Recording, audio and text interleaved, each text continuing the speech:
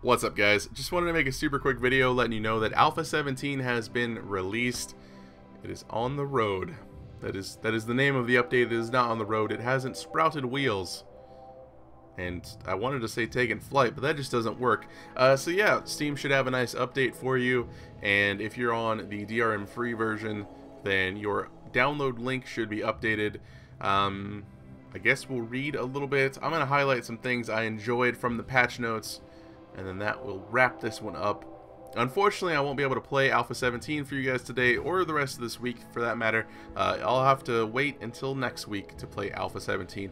But when we do play Alpha 17, it will be modded. So yeah, let's go ahead and get right into it. This version brings roads and rivers to the world, new world quests, new tools for modders, new combat tools, smarter AI, rebalancings, and adjustments across the design. I'm excited, guys. I enjoy a good road and a good river. I'm afraid this build is not compatible with save games from the previous version or mods from the previous version, so just a heads up. If you are using Steam and you want to continue playing on Alpha 16, you need to go to your library, right-click RimWorld, click on Properties, go to the Betas tab, and then using the drop-down, make sure you select Alpha 16, then restart Steam, and it should update it. If you're using the DRM free version, your download link should be updated, and you can download it whenever you choose. In the old builds, balance problems meant that some exploity strategies did work and obviated some of the challenges in the game. Since those problems are now fixed, you may find the game a little bit more difficult. It wouldn't hurt to play at one notch lower difficulty to start with in Alpha 17. You can always increase the difficulty later, even during the game, through the options menu. Now, we were going to watch this little video together, but it's 23 minutes long, guys, so I was clicking it, I was getting set up, I'm like, yes, we're gonna watch the video together, it's gonna be like watching a movie together. It totally wouldn't have been like that, but then I noticed the time and I was like, well, I'm not gonna re-upload someone else's video, that would just be rude. Yeah, so check this video out. I haven't checked it out yet, so I'm gonna be doing that as soon as this goes up on YouTube. So a few of my favorite things. This is kind of a long patch note section. I'm gonna kind of just scroll down real quick. You can see all of the wonder. I mean, I feel like that's a pretty good amount for an update.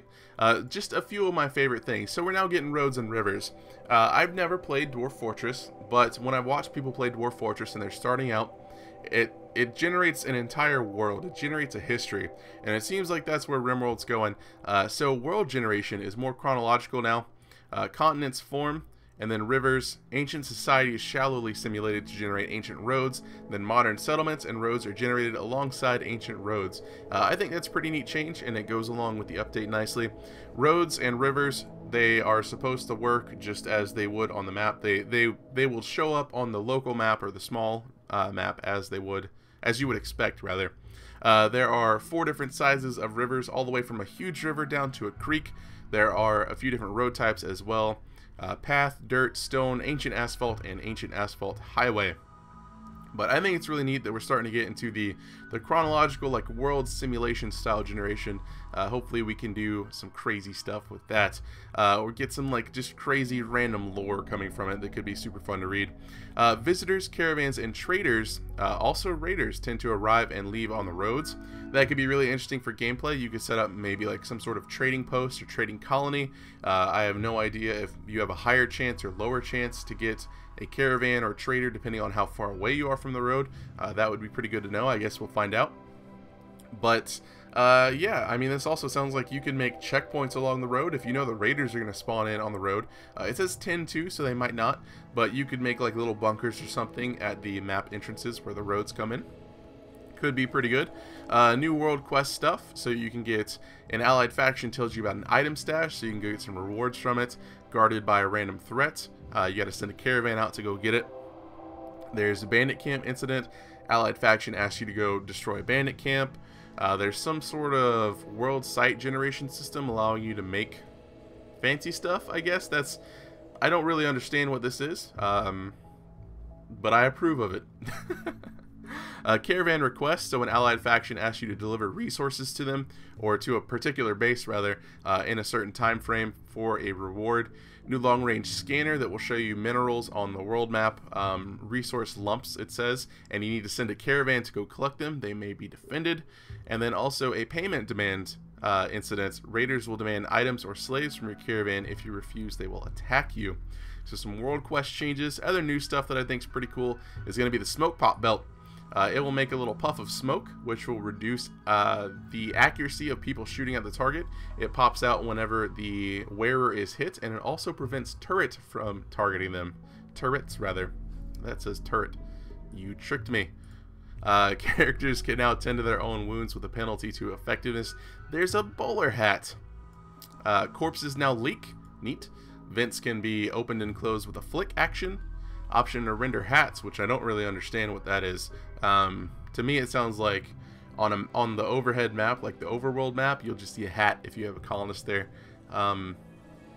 Maybe that's correct. This is one thing I really like. Builds can now be temporarily paused when satisfied until automatically reactivated at a lower level. So whenever you have like your chef making meals, say you want to make 20 meals, they go make 20. They've been working all day making 20. Then some guy comes in and eats a meal. What an inconsiderate jerk. Now your chef has to go just make one thing. So this is going to reduce that need. So they'll fulfill their bill. It will get temporarily paused, and then they'll come back later whenever they need to make more than just one. I think that'll be really handy. You can now make your own packaged survival meals if you have the research and ingredients. My favorite thing ever is this: all pawns now have headbutt attacks they can use if they're missing all other attacking body parts. For science, we might do something like this. We're going to have to make just a colony of people that don't care, and we will chop people's arms off, and we will do it. That's terrible, and I actually feel kind of bad for saying I'm going to do that, so I'm probably not going to do that. But I like that we have options. Added a caravan packing spot so you can tell your caravans where to assemble. Ashes and debris and stumps gets left behind when something burns now, when structures and plants and trees burn. There's some ambrosia stuff going on. It sprouts a grove of pleasurable, nutritious, and addictive ambrosia fruit trees nearby. And a new wimpy trait. People will just kind of fall over and go into a blackout state, I guess. It says incapacitated from even a relatively small amount of pain. Could be interesting. It could be hilarious. I'm looking forward to seeing that. Also, new shotgun weapon, chain shotgun. Some mod stuff happened. Some skill rework stuff happened. Mining is now going to be slightly based on mining skills, so you'll be slower at lower mining skills, and yield will also be slightly affected by the mining skill. Trade prices have changed a bit, but social skills affect trading better, or more greatly rather. And there are a couple new animal skills stats. Animal gather speed and animal products yield. Speed affects how fast they do tasks such as gathering wool or milk, and yield is how much they will gather while doing wool or milk. I'm assuming that they'll waste some if they're, yeah, it says right there, they'll waste the product if they have less skill. Some melee changes. So it's now, I guess you just level up your melee, it's not curved. Melee dodge stat could be good. You don't dodge while aiming or firing range weapons though. It's easier to identify skill levels visually in the work tab boxes, and there's a small crunching sound that plays when you assign a pawn to a skill they're terrible at. Some AI changes, such as sappers being a little more persistent, and they're also going to continue digging while defending. Animals flee when harmed. The AI is harder to exploit whenever they're doing their range shot target selection. They look less stupid, and apparently they don't shoot chickens as much. Raiders with mega weapons will now avoid friendly fire. Those chickens, man. Those chickens. A new caravan state to the caravan lore job, bloody exits. I'm assuming, the way I read this, it sounds like the caravan lord is just going to go crazy and try to murder everyone while beelining it for the border. I've never done caravans, so, I mean, all this sounds neat. I'm super looking forward to it. Raider vans no longer attack doors because they were never a thing. Raiders no longer compulsively attack doors. Base defense AI is touchier, so stealth raids are harder to pull off and probably infeasible most of the time. Doctors now prioritize heavy injuries and diseases that are soon to be fatal. We got some new graphic icons for plants to show that they are ready to be harvested. Drugs are slower to produce, slower to grow, and heavier. Cannibalism is harder on colonists. Some more incidents were added to caravans and temporary maps. Crop growing cycles are significantly longer, especially for long cycle plants like corn. Normal medicine will now be stronger, so you have better chance at surgeries. There's so much stuff here. There's just so much stuff. Sun lamps, I like this one. Sun lamps turn themselves off when plants are resting. That's really good. Equipment racks is now a general shelf that can hold pretty much anything. Armor takes a constant fraction of incoming damage instead of absorbing all prevented damage. This prevents an issue where good quality armor would be destroyed sooner. Buffed mortars, they're cheaper, faster, better accuracy, cheaper ammo. All this seems super fancy. Caravans now generate a lot tougher. Caravans now buy art. Art is lighter and has a sell price bonus, so you'll be more likely to make it as a trade good.